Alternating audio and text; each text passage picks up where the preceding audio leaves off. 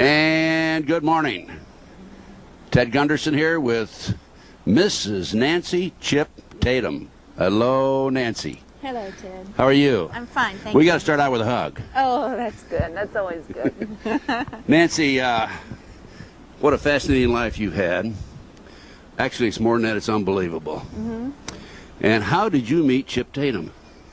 I was a commercial real estate appraiser living in Georgia, and his, shall we say, day job was that of a real estate consultant down in Florida. So an accounting firm asked me to do a market study for a housing development that he was going to help do as part of his day job. So I was brought in as a consultant. And where did this take place?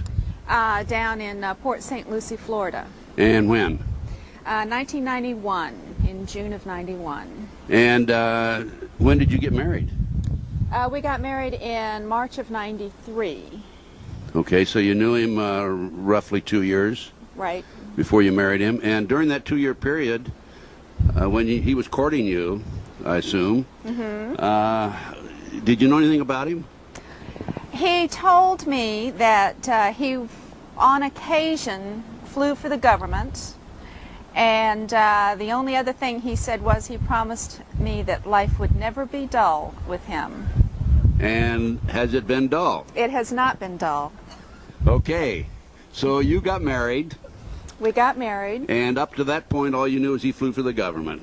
Only on occasion. He occasion. Always had day jobs. I mean, he was always a real estate consultant or a mortgage broker, or, you know, I mean, I thought he was like a normal person. Well, he is normal, I think, isn't he? I'm not sure. Well, we're going to find out as we go further into this interview whether Chip Tatum is normal. And not to mention the follow-up interview with Chip Tatum. Okay, Nancy, you got married. And then what happened after you were married in regard to his, quote, flying for the government?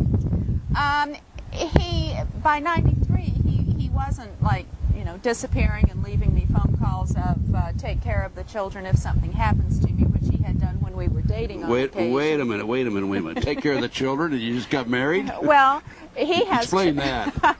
He has children from a previous marriage, and he was concerned that they would not get his insurance money. And I would get calls. I think maybe twice he called me when I was still living in Atlanta, and he was living in Florida, saying, I have to leave. If anything happens to me, be sure that my children are taken care of. Yeah, of course, I wanted to clarify that for the benefit of the audience. I knew yes, that. I know. These are children by a previous marriage. Okay. I told my roommate, if he wants to stop seeing me, he really shouldn't come up with these stories. He could just, say, hey, I don't want to see you anymore. But knowing Chip, he told you everything about himself except his, quote, flying for the government. That's correct. And did he continue to, quote, fly for the government after you married him? Well, he didn't do any disappearing acts, so I really can't answer that. I'm really not sure. I believe he worked for them through 92. And then in 93, after we got married, no, he didn't seem to disappear much, except when they would occasionally come to arrest him as a piece of harassment. Okay, we'll get into the arrest a little later on. And so at what point were you aware that Chip worked for the company? Not until after his arrest in 95. He was sitting in a federal detention center, and I went to visit him, and after he was there a while and realized that they were starting to harass me and come after me, did he decide, I assume, to start telling me what was really going on and who he really was. Now, Nancy, he's arrested, and he still doesn't tell you then what's going on. He tells you later on after he's arrested and in jail. What did he tell you about why he was arrested at the time? I really don't remember. I think it was more just a lot of questions and from my side of it, and he was pretty much just trying to keep me calm and saying, I didn't do what they're saying I did, and things are going to work out, and just kind of keeping it on an even keel for me. So in other words, but you didn't know what the charges were? Yes. The original charges that they arrested him on out in Colorado, which I later found that he had agreed to these charges with Oliver North and Felix Rodriguez, were wire fraud, because he had brought some money in from an account into Colorado, and then the man changed his mind and wanted his money back or something. But so those were the original charges, but you had no idea that he was personally involved in this at the time this supposedly occurred, right? Right. And so you visit him in jail, and what does he tell you? He finally opens up to you. He can't turn down those pretty blue eyes, right? Okay. He slowly starts telling me who he is, and it's about a year before I realize how high up in the echelon that he was, in the agency that he was, and that he would actually have meetings with George Bush and Oliver North himself and all the other people. Prior to his arrest, that is. Yes, prior to '92. After his arrest, nobody claimed him. No, they weren't real wild about that. But so he does it. He did it very well because he started me very slowly so that I could, absorb everything as we were going. And so then what happened? While he was in prison, they kept harassing me on charges down in Florida and making me drive from Colorado to Florida back and forth to see prosecutors and to see evidence, and trying to say that I had done something illegal and that he had done yet something else that was illegal, and push us into some sort of pleading to put us both away. So you realized that you were a target at that point. And Chip obviously realized you were a target. Right. And what happened after that? Did Chip come forward then or not? Well, no, he came forward with me. As we progressed, he was continually having visitors in prison from the people like the National Security Council and the Defense Intelligence Agency, trying to get him to turn over documents that he had obtained when he took me down to Honduras about 2 weeks prior to his arrest, which I thought he was just showing me the country. And apparently he had gone to pick up copies of some documents that a Honduran official was holding for him, which I had no clue about. And so as this whole scenario progressed, he began to have me go find these copies of these documents that he had hidden, and we began getting his information out to the press and to the public as much as we could. Now, from talking to Chip, and I've spent quite a bit of time with him, like I've had him on my radio talk show, like right. 26 hours at a time. Twice, not once, but twice. Chip and I've had like 50 hours of interviews together. Right. And we're going to do a little 90-minute tape in a few minutes. From talking to Chip, he really kept you in the dark deliberately, right. Because he didn't want you to be a victim of the harassment and of the problems that the government, because of their power and strength and so forth, can throw at you and unleash on you. But at this point, from talking to Chip, he said, hey, I've had enough. I'll keep my mouth shut, but when you pick on my wife, that's it. Yeah. Isn't that right? Yeah, that really is the way it happened, I think. Too, as an officer, intelligence officer, he was legally bound not to say anything to anyone. And so he also had the legal problem there, where there were a lot of things he couldn't tell me until he got before a federal judge with his information in the Classified Information Procedures Act once we were in trial. And then as the judge, looked at the information and said, well, this isn't classified and it's not relevant, then he could really open up to me and really tell me more of what things meant and what was going on. So I sort of had to work in the blind and trust him there for about a year or so. Yeah, which you did, as any wonderful, beautiful wife would do, right? Well, not anyone, but most of them, many of them, hopefully some of them. Hopefully. But I worry that there are a lot of spook spouses out there that don't know they're spook spouses, and they're totally confused. Well, I'm sure of that. Now, you knew that he couldn't tell you everything. Did you feel he's told you everything now, up until now? No. And I hope he doesn't. We pretty much work on a need-to-know basis. If it's something that's going to affect me personally or us personally, that's fine. Otherwise, I just trust him to do what he thinks is best for us. So Chip's still a good soldier, basically. Oh, yes. And a very loyal American. Very. A great American. Yes. Okay, he's a hero as far as I'm concerned. Me too. Yes. And this trip to Honduras, that was very interesting. You didn't realize at the time that Chip had his insurance papers hidden. That's correct. And the insurance papers had to do with him staying alive. Right. Because if he gives up the insurance papers, Chip's probably bye-bye, right? That's right. We had gone to various islands, the Bay Islands in Honduras, and he kept saying, oh, these are beautiful islands, you have to see these, and we would go from one to another. And at one point he said, have you noticed that we're being followed? And I'm going, yeah, right, okay, it's this spook thing again, you know, that he's trying to tell me about.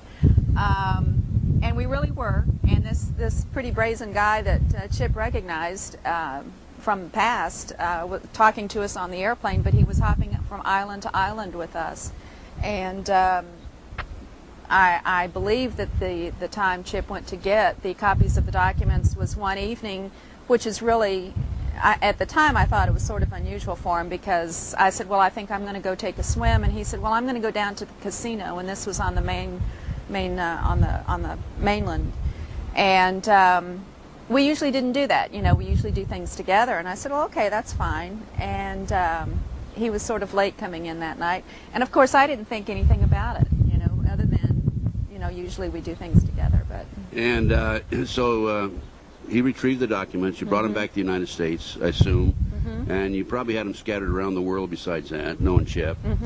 And at that point, had you been charged with a crime? Chip had been charged with a crime, right? Well, no, not at that point. Well, he had elsewhere. They apparently in '89 he began giving the company a hard time because of the things they were asking him to do, and so in retaliation and trying to keep him in line, they would always throw legal problems his way, and he would just deal with each one as it came along. But 2 weeks after we got back from Honduras was when he was arrested by the FBI in Colorado. And they gave me back about $30 and sent me on my way, and pretty much said that if I come around and bother them too much, they would find charges against me. They would, you know, that they hadn't decided yet whether or not to start accusing me of something. The FBI told you this? That's correct. They were not very nice people, I'm sorry to say.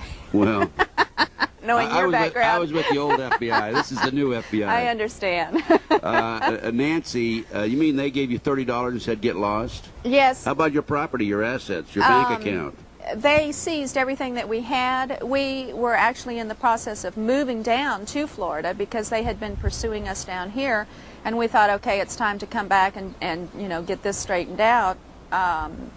And so everything we had was in a Ryder truck, which scared everybody because it was just after the Oklahoma bombing, and everyone was kind of concerned it was a Ryder.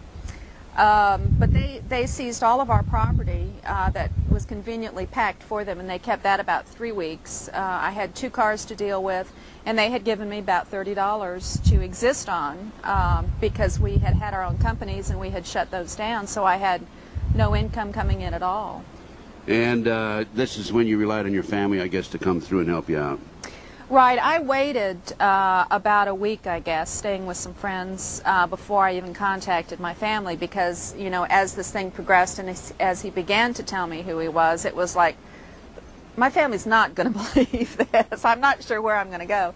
But I began relying more and more on them and telling them more and more what was going on. And at this point, Chip's arrested and in jail. You're visiting him occasionally. He's being visited by people from the company and defense and so forth, and government officials. And what was the next step after that? What happened after that? Well, eventually I came down to Florida to stay because of the charges that they were putting against me as well. And he had already concluded his agreement with North and Felix Rodriguez by pleading to this supposed crime in Colorado, and then he found that they were pursuing me. So they, the federal government, gave Chip a little diesel therapy, and after about 6 weeks or more on the road, they finally got him transported down to Tampa, Florida, where we were both officially charged.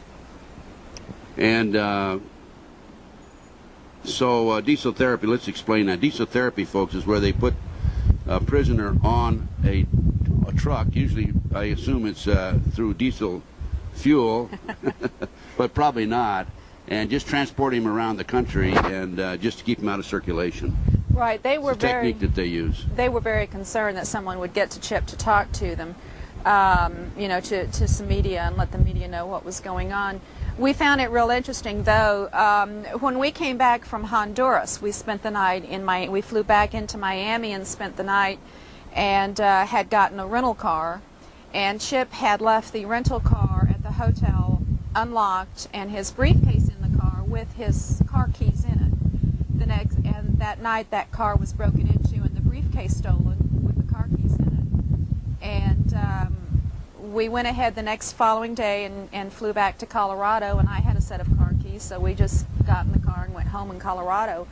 Well, when the night he was arrested and the FBI, I should say, accosted me, which is what I feel was done, they body searched me. I had no clue what they were looking for, and they searched me. They searched my car, his car, and as they were searching my car, which I had a Wagoneer, a Jeep Wagoneer for Colorado, and it had the back seat that folds down, so there's no way anything can get under that seat.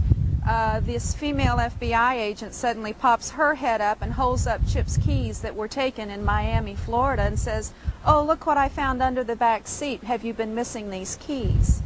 Well, now, of course, in Miami, Florida, it was an illegal search, right? Absolutely, absolutely. So we have FBI agents committing burglary. That's correct. And the keys end up being stolen in Florida and end up in Colorado. That's correct. And that's interstate transportation of stolen keys, right? That's right. I'm sure there's 5 years associated with that. Yes, we have to identify the people that drove those keys from Florida to Colorado, right? That's correct. And then we will file criminal charges on them. Yes. Okay. Yeah. So Chip's arrested. You know, he still's not telling you all. Right. And at what point do they arrest you? At what point? Wait a minute. Chip's arrested. They're still not telling you all. At what point do they arrest you, Nancy? It was, it was about 6 or 8 months later. All along I'm getting demands that I must go meet with prosecutors. I'm having information thrown at me that you signed this and you said that and your husband did this. And I'm told that my husband is saying, you know, that I have done illegal things and that I cannot testify against him, but he can testify against me. And actually, obviously, I've committed a crime. I'm just in denial and don't recall it. Who's interviewing you, FBI? No, that was my defense attorney. That was wait a minute. That was my court-appointed attorney. I was going to say court-appointed. Do you think he works for the other side? No, oh, surely not. Just because where does he get his paycheck? Just because his check comes from the same pool. So this goes on, and I guess it was about September of '95 that they finally actually indict me, and I don't recall all of the legal problems, but they actually got ahead of themselves and appointed me an attorney before they were allowed to. And because they knew what was coming down, that's why. Yeah, I guess so. So in about September, I believe it was, of '95, they finally actually indicted us. And wait a minute, indicted you and Chip? He'd already been indicted, hadn't he? Not on this charge, no. They would not give him bond. Well, what was this charge? Well, it was interesting because we were charged together, and he asked me at one point to check with the computers in the Hillsborough County Jail where he was being held as to what charges he was being held on, and his charges were listed as treason, which was the threat from some of the people he had visits with in the middle of the night at the jail. Some of the NSC people had come in and said that he would be charged with treason. So while the court records read that we were both being charged at that time with embezzlement, he actually, on the computer in the jail, was being charged with treason. Treason punishable by death. Or life in prison. Or life in prison, right. So they charged both of you with this additional charge. And what happened after that? We got some publicity on it.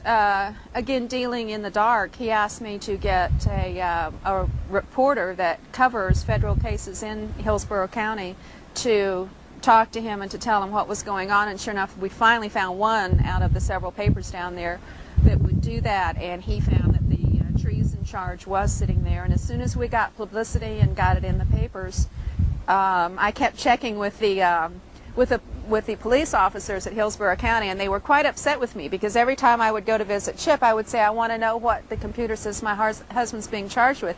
They said, lady, it doesn't change. And I would say, well, just look it up for me. I don't care. And sure enough, one day it was back to the original charge of embezzlement, and the treason charge was gone. Now, Hillsborough County is in Florida. Yes, in Tampa, Florida. And Tampa. And at this point, is Chip back in Florida himself physically at the jail? Yes. And you're there also. And I'm there also. I have to say, people need to be aware how horrible our judicial system and our U.S. Marshals treat the prisoners. Now,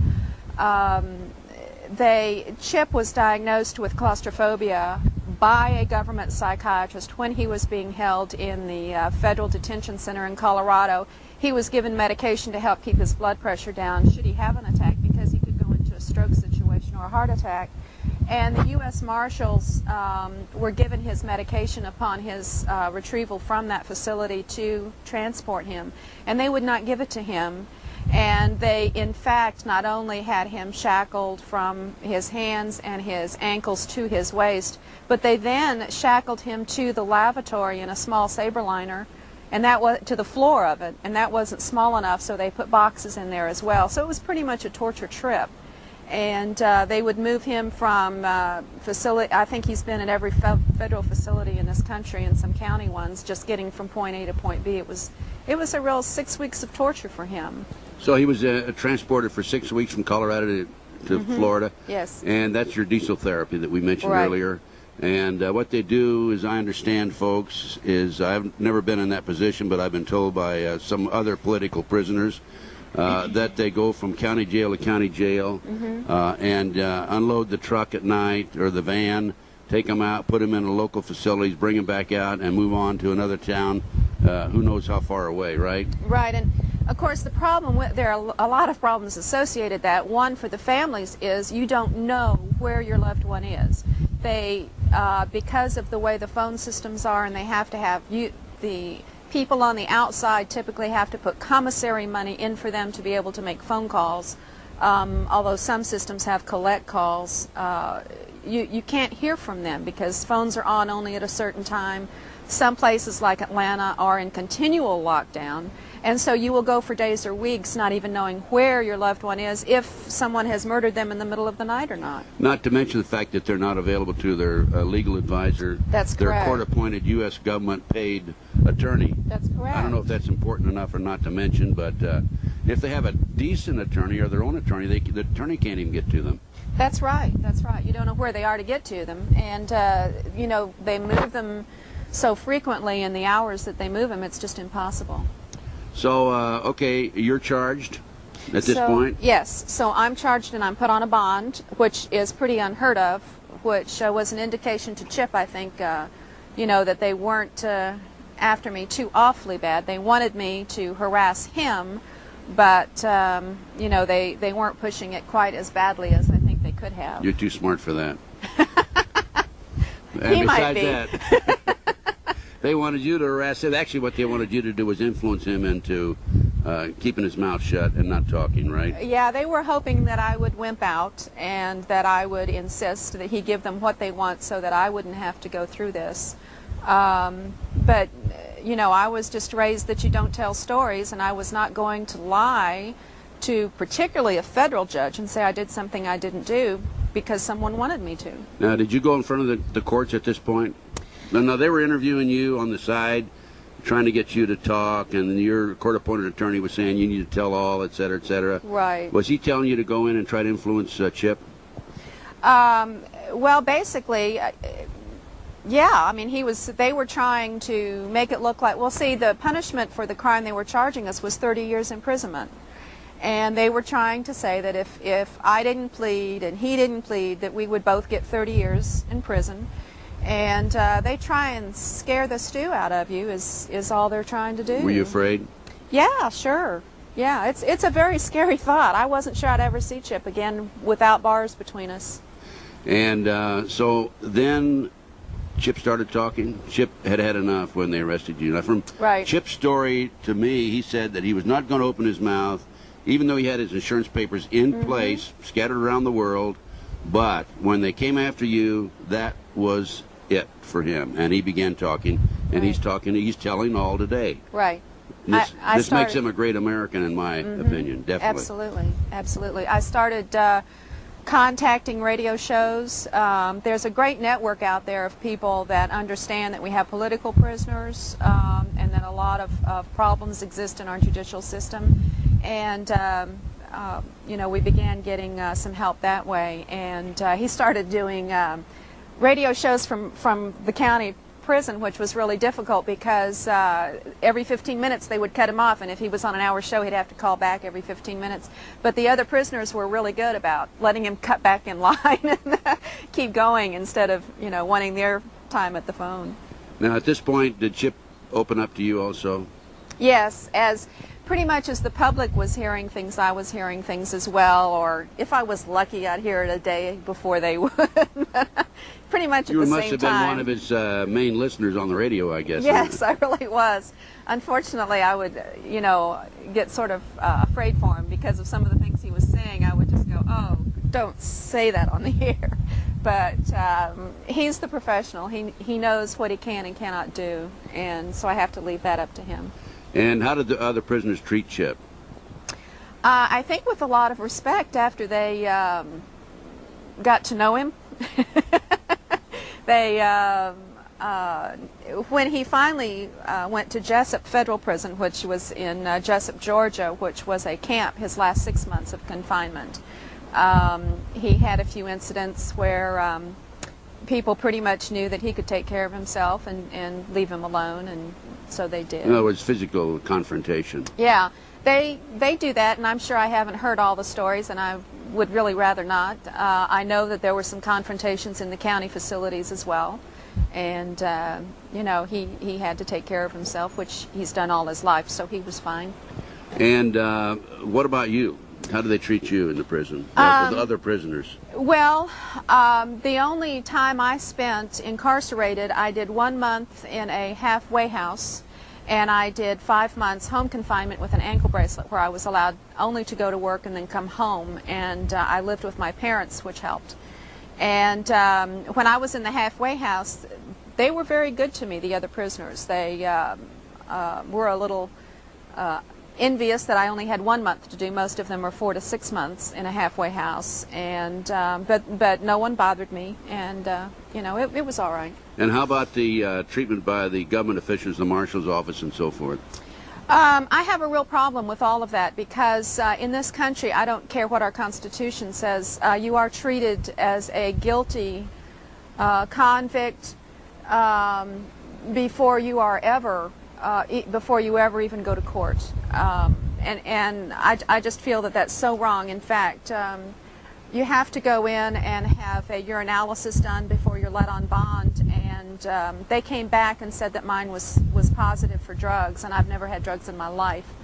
And so they fixed the test. Yeah, obviously. yeah, and had my mother not been in court arguing with them, I mean, just being somewhat belligerent to them, they had to run the test 3 times before they got the accurate results. And the look on the faces of the men that were doing our investigation, who happened to have come over from DEA, one of them had, to work only on our case, he kept apologizing, and he kept saying, we're not trying to frame you for that. And I looked at him and said, well, that's unusual. You've tried for everything else. And but they finally got it understood that I did not have a positive drug test, and therefore I was granted bond. Now, are charges pending against you now?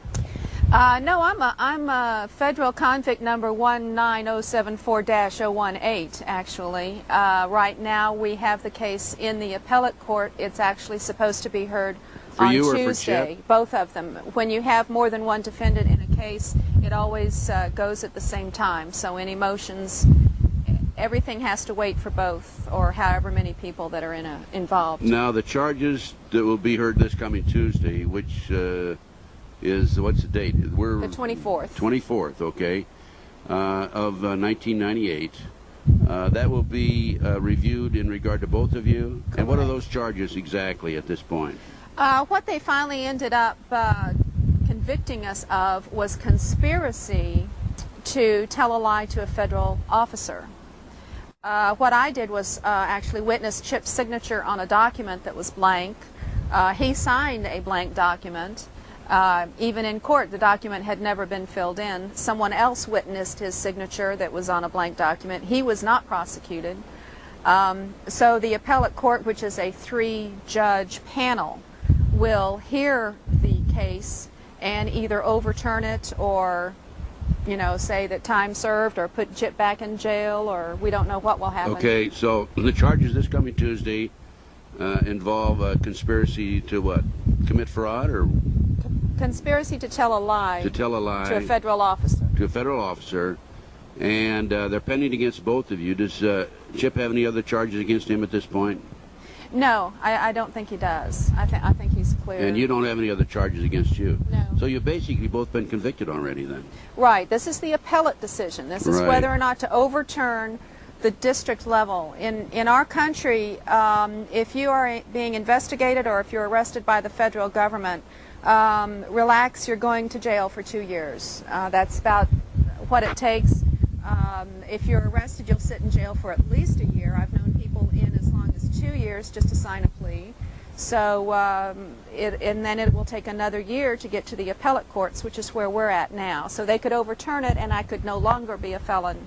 And how about Chip? He could no longer be a felon either then? No, because he signed the plea out in Colorado. His original agreement with Oliver North and Felix Rodriguez to discredit him, he will then have to go back and fight that if he can. So he's got charges pending in Colorado and in Florida.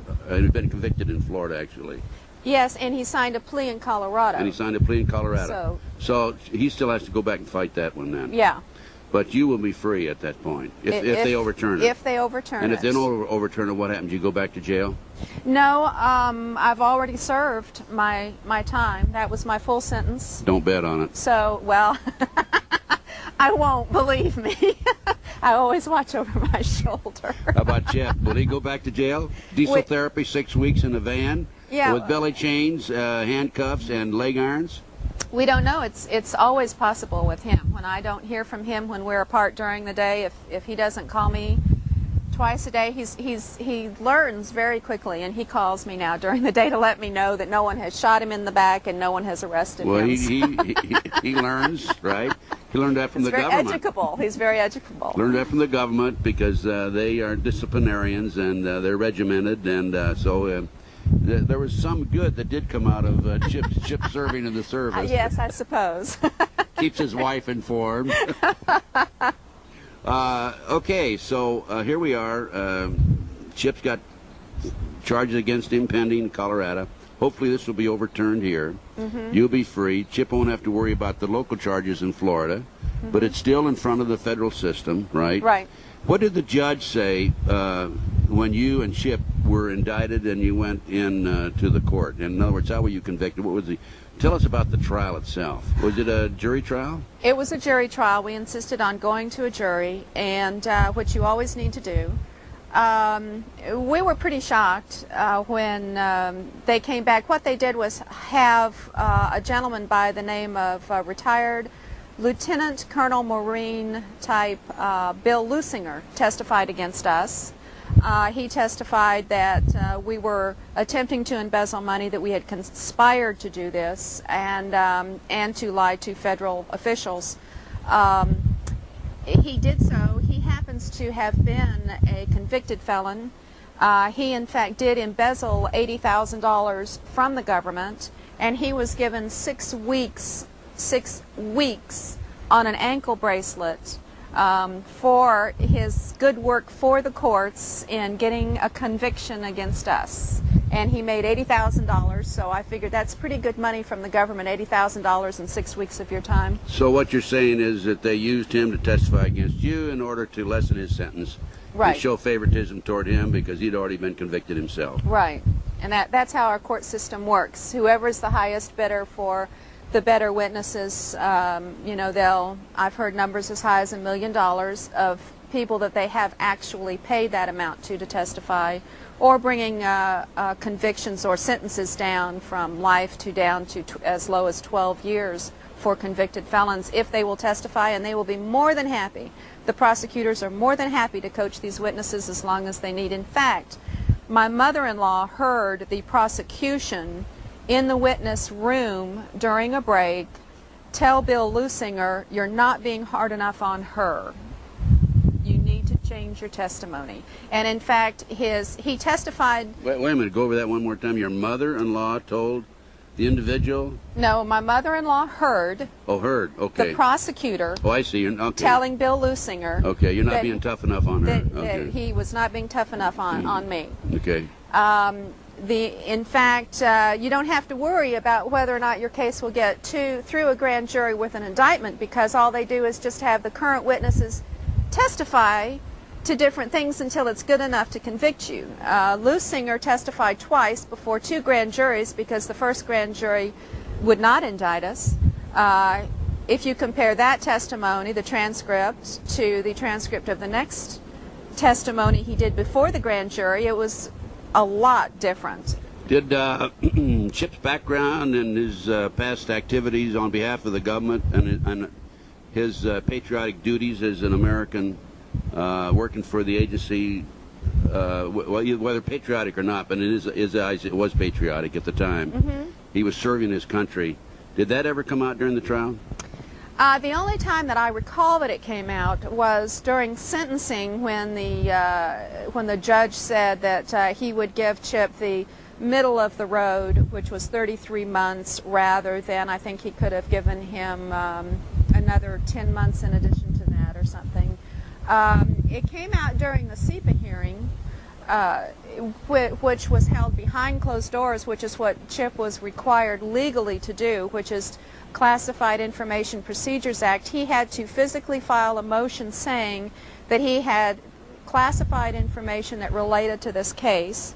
And when we did go behind closed doors with the judge and with our attorneys, the judge said, well, it's irrelevant who you are, what you did, that you had contact with George Bush or Oliver North or any motivations behind this persecution of you know, it's irrelevant. It doesn't matter, and it's not classified. So what's SEPA? SEPA are the letters CIPA for Classified Information Procedures Act, and that was the motion that he had to file to bring this information out before the judge, to make the judge listen to the information. So the judge heard it, but the jury didn't hear it. That's correct. That's correct. So, you know, it's only good for the judge, it's not good enough for the jury. That's right. And I was really amazed. I always thought a judge was a judge, and that he would say, well, that is, you know, you can't do that, or Mr. Attorney, Mr. Prosecuting Attorney, you don't have what you need here, or you're going under the wrong law. You shouldn't try to be trying to prosecute these people under this law.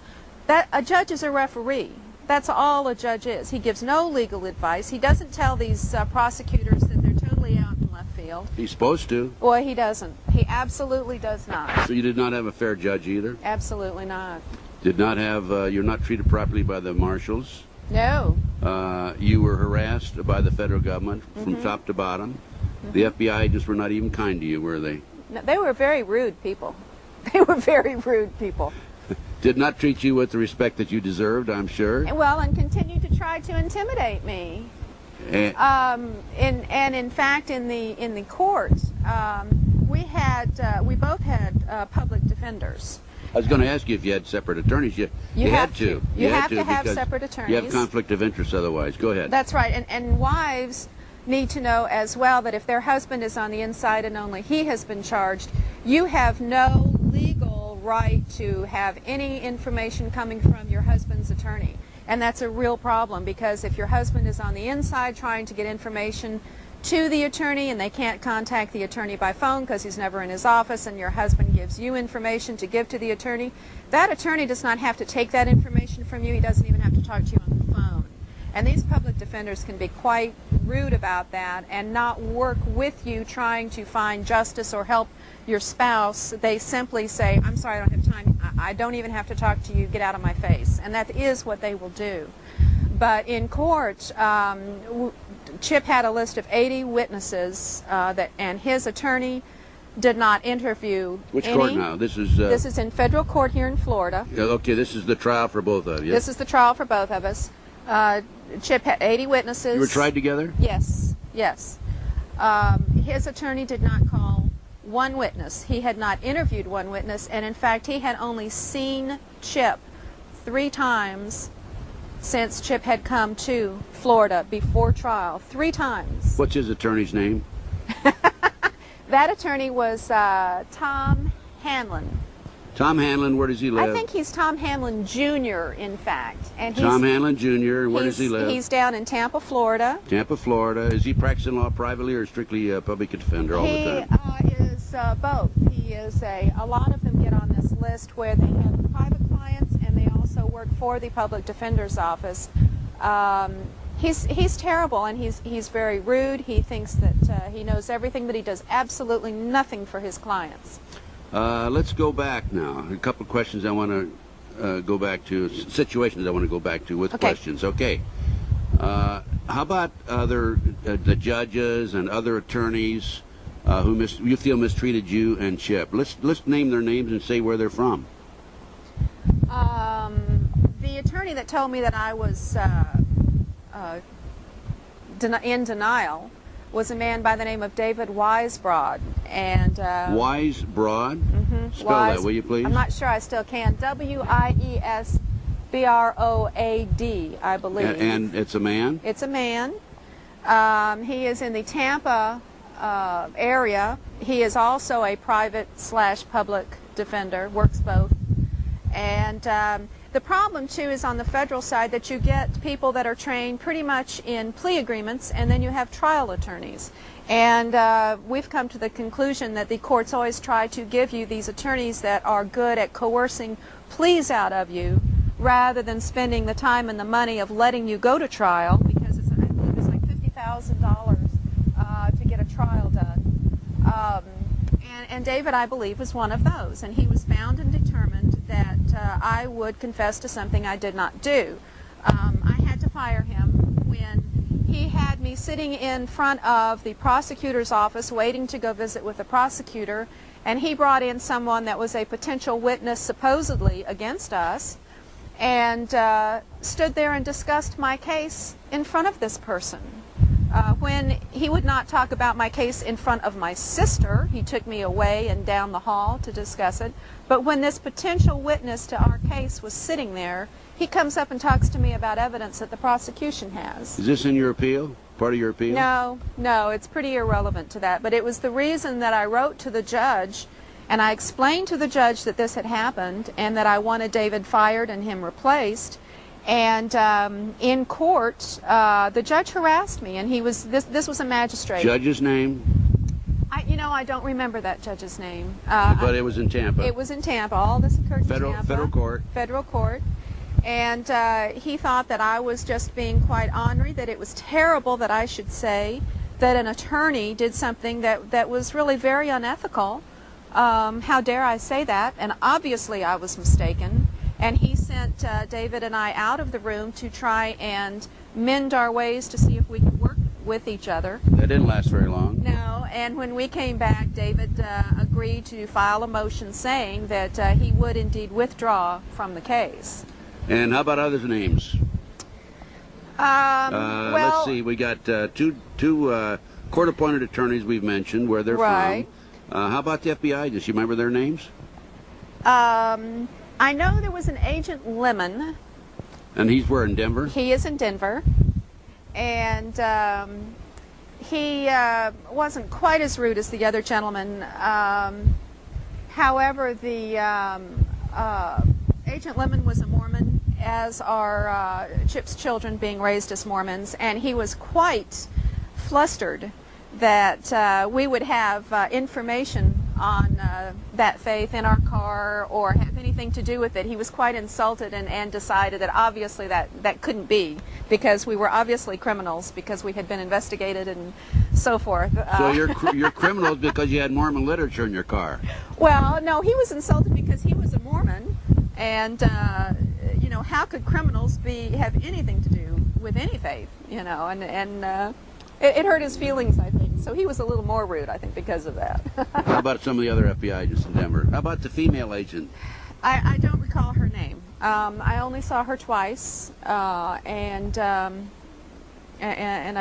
don't recall her name. Nancy, when you were searched, they strip searched you? Yes. That was why they brought the female in. Did they cavity search you? No. Well, that's some relief anyway. Yes. Yeah. Yeah. How about coming up now, more recent? How about the judges in the most recent cases? The judge was Henry Adams Jr. He was the Tampa? judge in this case. Yes, Tampa. District level of Tampa. Was he fair in his proceedings? No, I didn't think so at all. But as I say, this was obviously my first time in a federal court. But I always thought that judges were there to see justice done. And my attorney actually even put forth a motion for the charges to be dropped against me because no real evidence had been brought forth. And he denied that. And I felt... I mean, you had an attorney that actually came to your defense? Well, only partially. His name is Dan Daly.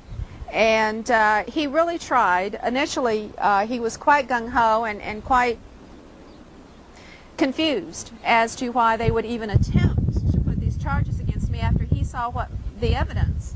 However, someone from the DIA approached him one night when he was having a libation in a local bar and told him that if he did not roll over and lose my case, that the DIA was investigating him and would find something to pin on him.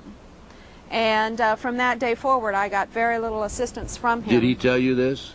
He told me, my sister, and Chip's family this while we were waiting for the verdict after the trial. Now, this should have caused a mistrial. He should have gone to the judge, and he should have said, I can't continue with this trial. I have been approached. It's a crime. That is a mistrial. And it's a Guaranteed. crime. It's a crime for someone to approach an attorney that's currently in trial and threaten them like that, and intimidate them like that. But because he had been drinking, because the gentleman didn't give him his card, which, you know, the DIA, CIA, they don't give cards out, folks. They don't give their names out, not their right names. But he was afraid the judge would not believe him and he would look foolish. And heaven forbid an attorney look foolish in front of a federal judge. So it's much better that I take my chance serving 30 years than him looking foolish in front of a federal judge, don't you think? Well, that's the way he thinks. I don't think I think that way. No, absolutely not. So he pretty well sat down after that and really didn't do anything to help me. And he was approached like a month before the trial. So it was not during the trial, but it was about a month before the trial. He got his marching orders, and for some reason he felt that he had to tell us, but he waited until we were already waiting for the jury to come back before he told us that. Nancy, let's see. We're up to the present date now, I think, on just about every facet of the case, right? Mm-hmm. Is there anything you want to add to this? The only thing I could think to do to help people go through this, I've done just a little bit of research, and right now 1 every out of 100 people in this country are in prison. We are the most imprisoned country in the world at this time. Wait a minute, 1 out of every 100 people? Yes, are in either the population? state of this country, that's correct, are either in state or federal prison. By the year 2010, our Justice Department, our federal Justice Department, estimates that 1 in 20 will be in federal prison, and 1 in 5 will either be in state or federal prison. And the only thing I could think of to do to help people get through this was to put down not really our case and what happened to us, but information on how the system works from the point of being investigated up to the point of filing an appeal. Because there are a lot of nuances. There's so many things that people don't tell you that this is not a level playing field. The people are so shocked that Monica Lewinsky's mother has been taken in and made to testify against her in a grand jury.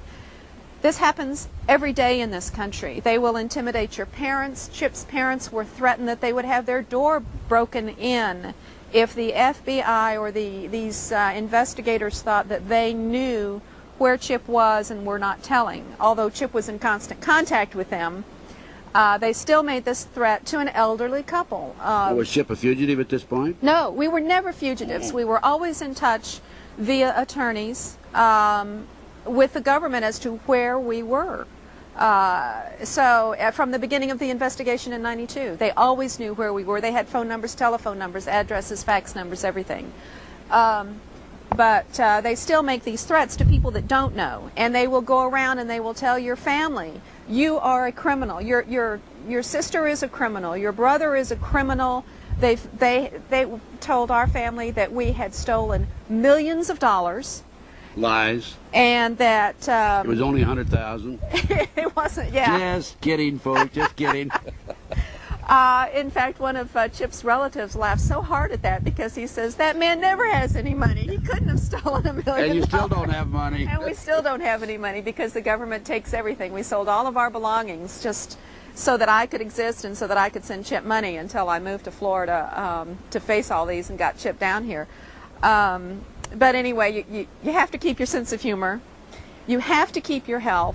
I've spoken to women in the visiting rooms of federal prisons where they have said that the prosecutors will actually come to them and say, are you ready to divorce your husband? I don't know what it is. I don't know why. I know they go after people with the most assets. They go after people that have too much to say, like my husband. But they will do everything they can to break you physically, to break you emotionally, and to break up your family.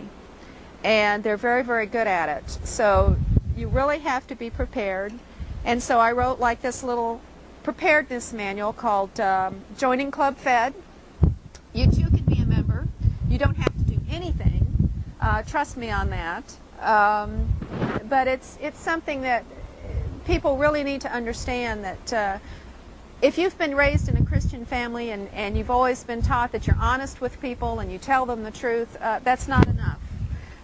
You have to deal on the level that the prosecutors deal with and that the investigators deal with, and that is not an honest, forthright level. Nancy, how does somebody get a hold of Joining Club Fed, meaning joining the federal government? Yes, joining our little clique. Yes, okay. They can call 800-201-7892 and order it from there. Okay, that's great. That's let's repeat that now. 800-201-7892. 800-201-7892. Right. One more time, Chip. No, I'm just kidding. Chip is holding up a placard over there. We have cue cards. Chip is the prop man in this video, okay? Folks, Chip is behind the camera over there. He's passing us little notes. Okay, this is a fabulous book, Nancy. Let's hope you sell a lot of them. I just hope it helps. Yes. I just hope it helps somebody. Well, let's hope it helps you and Chip. And well, that would be a nice side effect. We need to get the word out. We need to get the word out. Yes. And I heard about Chip last summer. This has been the summer of '97, and I put him on my radio show. And the best interviews I've ever had. He's good. Because he is the best. He's got a good sense of humor, too. At everything that he does. Yes. And I ended up putting him on for 2 hours. At the beginning, I thought, well, a 2-hour interview, right? Well, we had like 26 hours of interviews. Then I put him back on my show last week, my radio show. And we had another 2 weeks of interviews, I think it was. But anyway, by the way, folks, my radio show can be heard 8 to 10 a.m. Pacific time. And it's Galaxy 1, transponder 17, 5.58 frequency. That's on satellite. Very shortly I will be going over to shortwave out of Honduras. And that's through the Amerinet Broadcasting Company out of Tampa, Florida. Nancy, in closing, have we covered all the points? Have we touched all the bases? I think so. I just think people, I don't like to be a doom and gloom person, and I don't want to scare a lot of people, but I really do think people need to be aware and prepared. You don't have to do anything in this country any longer to be prosecuted and to get a conviction against you. So, you just need to be prepared for it. Okay, Nancy, thank you very much for your time, Ted. patience. You're a fabulous lady to put up with that guy, okay? Actually, he's a fantastic, and he's a great American. I have a great deal of admiration and respect for him. Can you imagine how many other people would stand up to the big government like he has and not back down? Not many of them, and we do have about 380 political prisoners, men like Chip, who, I mean, he ran across a lot of old friends in prison, unfortunately, and our public needs to be aware of that. Right. Well, thanks, Nancy. Thank Great, you. great being with you. Thank Another you. Oh, good.